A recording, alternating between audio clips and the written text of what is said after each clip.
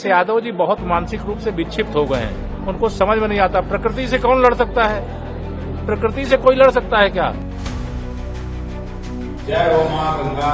आज मेरे घर में पूरी तरह से आग। नदियां शांत होती हैं, लेकिन जब सरकारें सो जाएं तो वही नदियां शहरों को डुबो देती हैं। प्रयागराज एक ऐतिहासिक, धार्मिक और सांस्कृतिक नगरी, लेकिन आज ये नगरी त्राहिमाम कर रही है।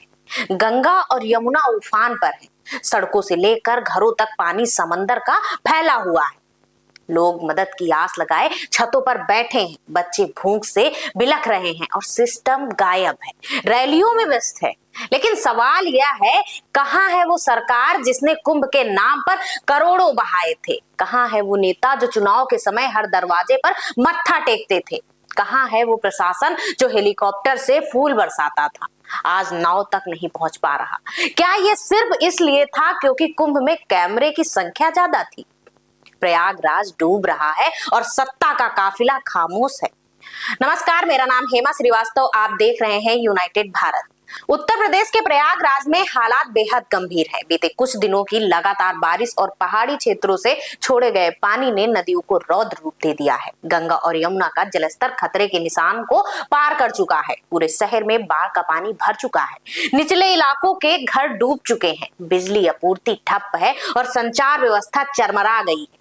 हजारों लोग बेघर हो चुके हैं और राहत कार्य अभी भी बेहद धीमा है। इन हालातों में सोशल मीडिया पर कुछ तस्वीरें और कुछ वीडियो वायरल हो रहे हैं जो प्रयागराज से हैं। वायरल वीडियो दोनों प्रयागराज से हैं। दोनों में पानी है, लेकिन एक में माँ बाप की बेबसी और दूसरे में सरकारी लापरवाही की बेहयाई।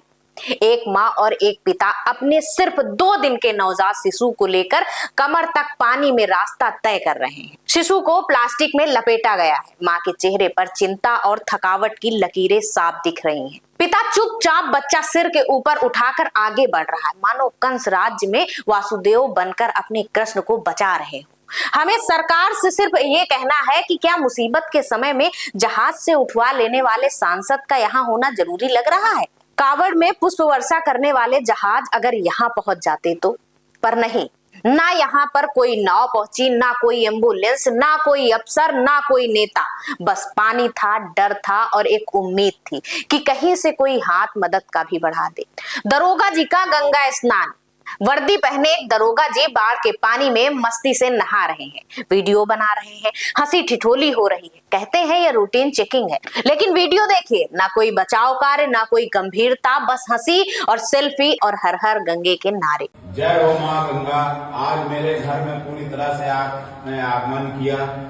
आपके दर्शन करने के लिए 66-67 करोड़ देश की जनता ने आपका आशीर्वाद प्राप्त किया और आप मेरे घर चल करके, मेरे घर में आ करके मुझे आशीर्वाद देने का मुझे सौभाग्य प्राप्त मिला। जब जनता डूबे और सत्ता हंसे तो सवाल जरूरी है, क्या यह वही सरकार है जिसने कुंभ में करोड़ों बहाए थे? जब मंदिर और कुंभ के लिए करोड़ों रुपए फूंक सकते हैं तो बाढ़ से पहले बचाव इंतजाम क्यों नहीं हुए? एक तरफ माँ बाप की आंखों में आंसू और दूसरी तरफ दरोगा जी की आंखों में मजा। ये दोनों वीडियो सिर्फ क्लिप नहीं है, ये उस दोहरे सिस्टम की असलियत है जहां गरीब की जान सस्ती और सरकार की वर्दी में बैठा आदमी जवाबदेह नहीं। जनता पूछ रही है, बच्चा बचाने के लिए माँ बाप वासुदेव बन जाएं और सरकार नहाने में व्यस्त रहे। ये कैसा राम राज्य है? क्या बाढ़ सिर्फ जनता की है, सरकार की कोई जिम्मेदारी नहीं? वहीं डिप्टी सीएम केशव प्रसाद मौर्य ने क्या कहा, सुन लीजिए। अखिलेश यादव जी बहुत मानसिक रूप से विक्षिप्त हो गए हैं। उनको समझ में नहीं आता प्रकृति से कौन लड़ सकता है, प्रकृति से कोई लड़ सकता है क्या? बाढ़ आएगी, कहीं भी आएगी, दुनिया में आती है। जब पानी आएगा तो बाढ़ आएगी।